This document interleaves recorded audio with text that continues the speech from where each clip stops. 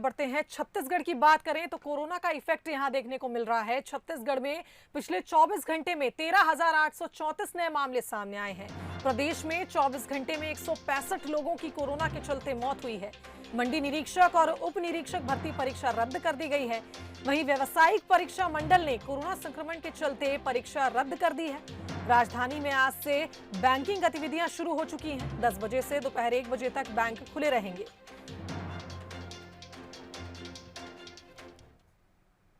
तो इस खबर पर हमारे साथ हमारे संवाददाता मोहन तिवारी लाइव जुड़ गए हैं रायपुर से। मोहन, आपसे जानना चाहेंगे, कल से लॉकडाउन 2 की शुरुआत हुई है, आज से बैंकिंग गतिविधियां शुरू हो जाएंगी, लेकिन जिस तरह से आंकड़े बढ़ रहे हैं ऐसे में अब व्यवसायिक परीक्षा मंडल ने परीक्षाएं रद्द कर दी हैं, तो मिले जुले असर देखने को मिल रहे हैं क्योंकि लॉकडाउन तो शुरू हो गया है, संक्रमण भी बढ़ रहा है और इसी बीच बैंकिंग गतिविधियों पर तो जोर दिया जा रहा है, लेकिन परीक्षाएं रद्द कर दी गई हैं।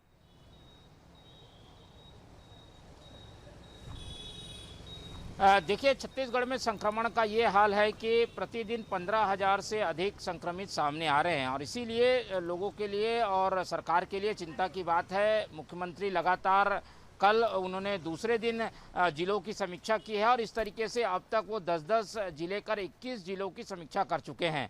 छत्तीसगढ़ में लॉकडाउन के हालात की अगर हम बात करें तो पूरे प्रदेश में करीब 25 ऐसे ज़िले हैं जहां पे लॉकडाउन लगाने की ज़रूरत पड़ी है 27 में से। इससे आप समझ सकते हैं कि किस तरीके की भयावह स्थिति से छत्तीसगढ़ गुजर रहा है।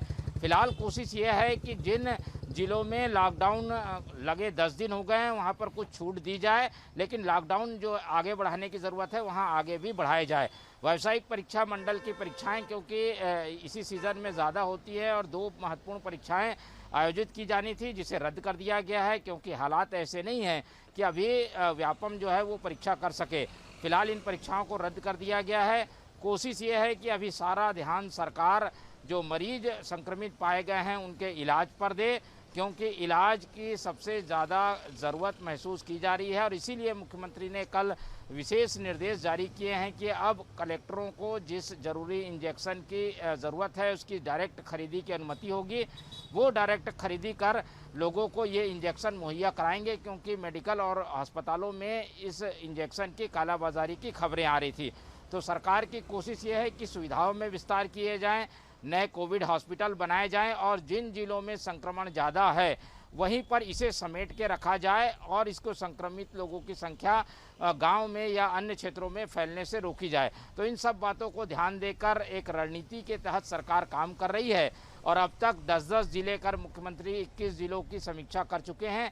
आज भी मुख्यमंत्री की बैठक रहेगी। एक टास्क फोर्स जो बनाया गया है इस पूरी घटनाक्रम और पूरे हालात पे निगरानी के लिए, उससे उनकी चर्चा होगी और जो भी ज़रूरी कदम उठाए जाने हैं उसके आदेश जारी किए जाएंगे।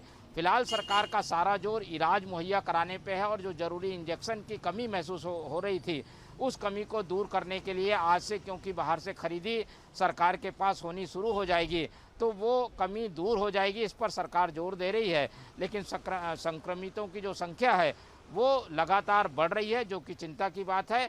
कल भी जो आंकड़े आए वो 15,000 से अधिक के थे, जिसने एक बार फिर से सरकार की चिंता बढ़ा दी है, क्योंकि ज़्यादातर जिलों में 10 दिन से ज़्यादा का लॉकडाउन हो चुका है और ऐसे समय में लॉकडाउन के बाद भी अगर आंकड़े नहीं घट रहे हैं तो सबको इससे चिंता बढ़ी है और इसके लिए जो प्लान बी है उस पर काम करने की ज़रूरत है, जिस पर आज मुख्यमंत्री बैठक लेंगे। जी बिल्कुल मोहन, बहुत बहुत धन्यवाद आपका तमाम जानकारी हम तक पहुंचाने के लिए। तो जिस तरह से छत्तीसगढ़ में संक्रमण बढ़ रहा है ऐसे में सरकार की एक तरह से कहा जाए यही कोशिश है कि किस तरह चेन तोड़ी जाए, संक्रमण की चेन तोड़ी जाए, स्वास्थ्य व्यवस्थाओं को विस्तार मिले, नए कोविड अस्पताल खोले जाएं, क्योंकि छत्तीसगढ़ में स्थिति भयावह होती जा रही है और इसी के चलते अब परीक्षाओं को भी रद्द किया जा रहा है ताकि कोरोना का जो ये इफेक्ट है छत्तीसगढ़ पे इसको कम किया जा सके।